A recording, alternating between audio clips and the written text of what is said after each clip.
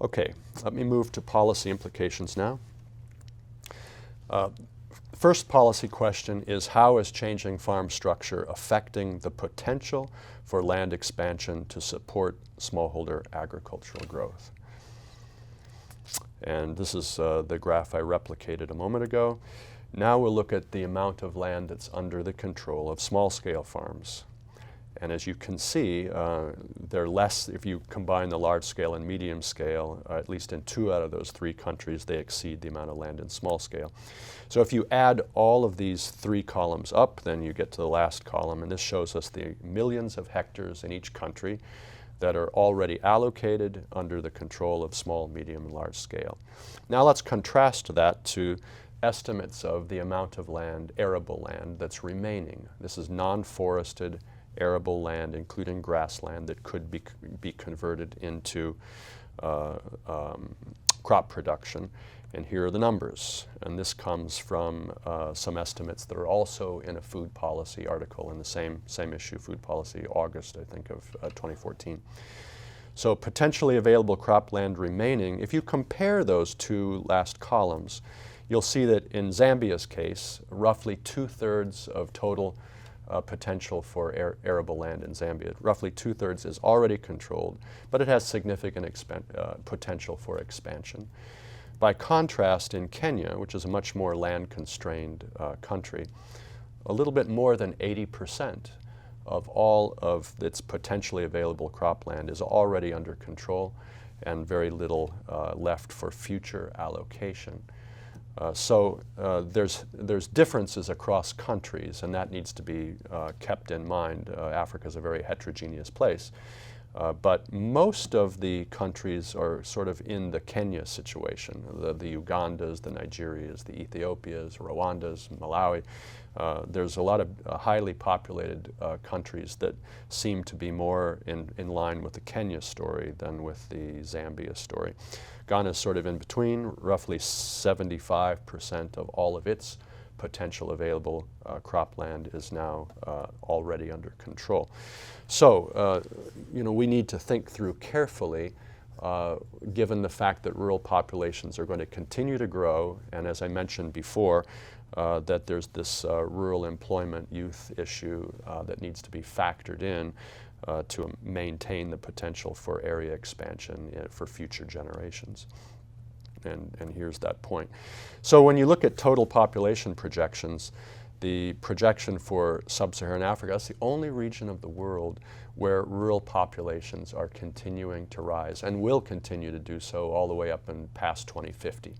These projections come from the United Nations 2013 projections for rural population growth. So there's going to be more rural people in sub-Saharan Africa by 2050 than in China and Southeast Asia put together. This shows you the nature of the challenge that policymakers are facing. And then this graph comes from the World Bank's recent study on youth employment in Africa. And they show that by 2020, so 5 years from now, the vast majority of jobs that are going to be available in Africa are going to be in the informal sector and in agriculture.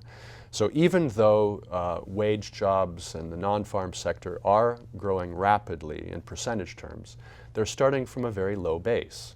And so even rapid growth from a low base, it's going to be a decade or 2 before they account for a sizable proportion of the jobs in Africa.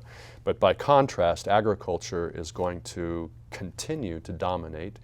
And you can see here that agriculture alone is going to be providing more employment for Africans than the informal sector, wage services, and wage industry put together. So for policy reasons, one has to keep that in mind.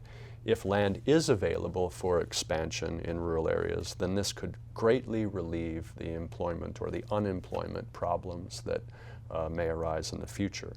By contrast, if there is little or no land for expansion, this could be, as some have argued, this could be a politically explosive issue for African governments to deal with in the future. Now, our last conclusion here is to review the evidence on security of land tenure. I haven't talked too much about that so far, and how that affects farmers' willingness to make improvements in their land, and especially the gendered impacts of that. So I'd like to draw your attention to a recent Landesa website. Landesa is a Seattle-based organization. I've included the website here. So I'm just going to talk about one or two or three of the findings that they've highlighted recently on their site. Very interesting. In Ghana, the larger the share of household land owned by women, the larger the share of household expenditures spent on food and education. So this comes from Cheryl Doss, her work on Ghana. In Uganda, providing a family with full ownership rights over a plot of land increases many forms of sustainable intensification and management practices, which is understood as being increasingly important for maintaining productivity over time. Here's a finding from Tanzania.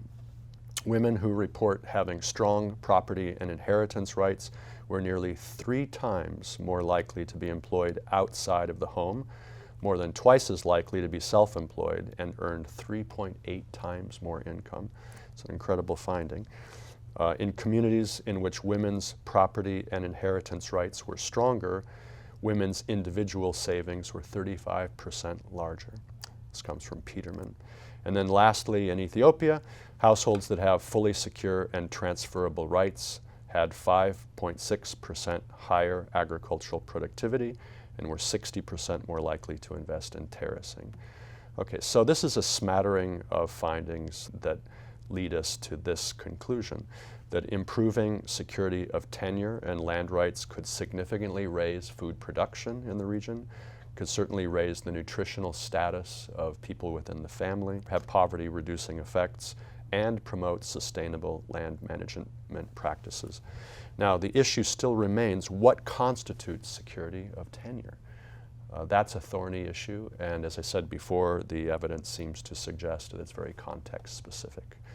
There's no one specific kind of tenure arrangement that uniformly provides greater security of tenure.